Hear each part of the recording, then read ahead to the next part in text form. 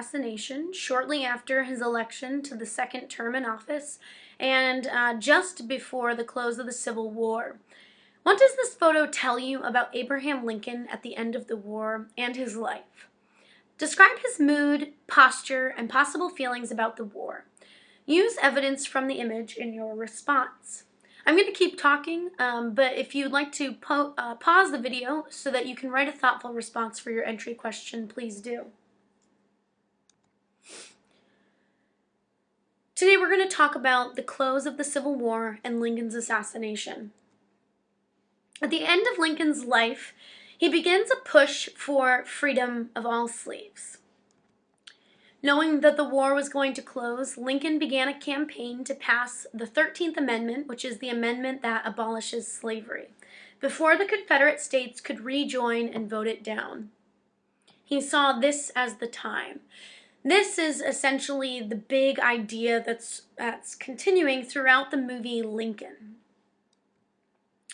Many were hesitant that this would ruin any peace negotiations that he was working on with the South.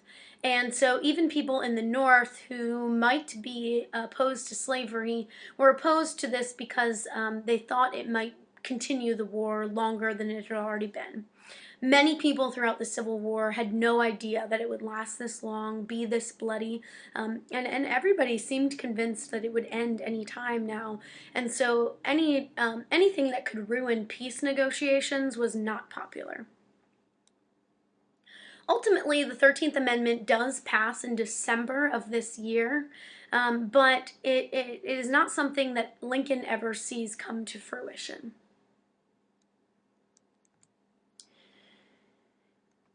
Grant is able to break through Confederate defenses and Lee retreats to Richmond. Richmondites fled the burning city and burning the bridges as they left.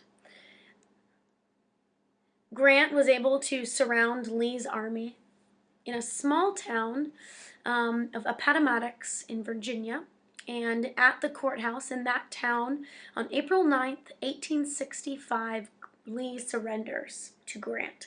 And this is a really powerful moment. A lot of people have talked about the way Grant handled this, obviously under the advisement of Abraham Lincoln.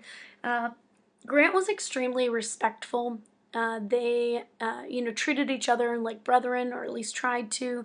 This was humiliating for the South, and Lincoln and Grant both emphasized to everyone that was present on the Union side the importance of the bigger picture. This isn't a victory.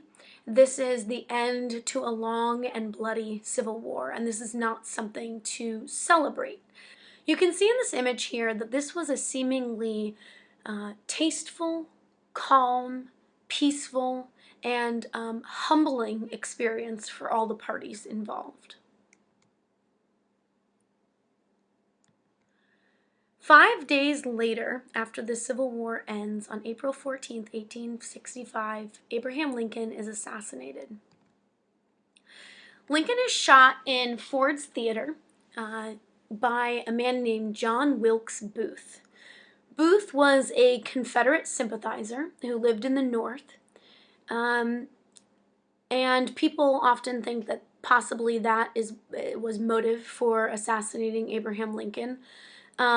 And others point to the fact that Abraham Lincoln was in charge of pardoning people that were charged with treason or desertion and other things in war.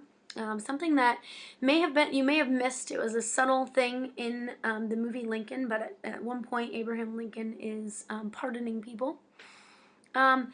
And many people think that Booth was angry with Lincoln because he did not pardon one of Booth's relatives. And so his relative was executed because he wasn't pardoned by Lincoln. So those are two possible motives for John Wilkes Booth to assassinate Abraham Lincoln.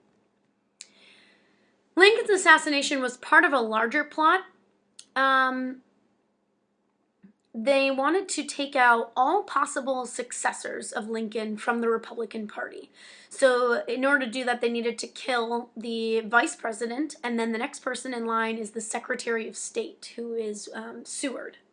So, that same night, at the same time, um, a man went into Seward happened to be in bed. Actually, he was very ill, and was in bed. He had been in a carriage accident, and so was in bed recovering from that. And was so he happened to be at home, and his sons and his daughter and other family members were there. Many family members were injured in the assault that took place. Someone came to the door insisting that they needed to bring a message to him. And when they weren't allowed upstairs, they actually attacked all the family members, stabbed a few people on their way up to Seward's bedroom. And Seward happened to be wearing, I think, a brace that gets in the way of the knife as he's being stabbed. But he does get stabbed in the neck. He obviously survives and goes on to have a career in politics. So he survives. The assassin that was sent for the vice president, Johnson, got really drunk downstairs in the hotel where he was supposed to go upstairs moments later and kill Johnson. And so he gets really drunk and completely bails on the assassination. So this was all part of a larger plot. There were 3 assassins involved. There's an article that I'd like you to read about Lincoln's assassination, and it points to some of the fluke things that happened that night. Booth is a famous actor at the time, and so since Lincoln is in a theater, John Wilkes Booth jumps, out of the balcony that Lincoln is on, and everybody in the audience recognizes him because he's this famous actor. And so he, in a weird way, gets away with it because he's famous. And so he's able to flee town largely because he wasn't stopped, even though many people realized moments later that Lincoln had been assassinated.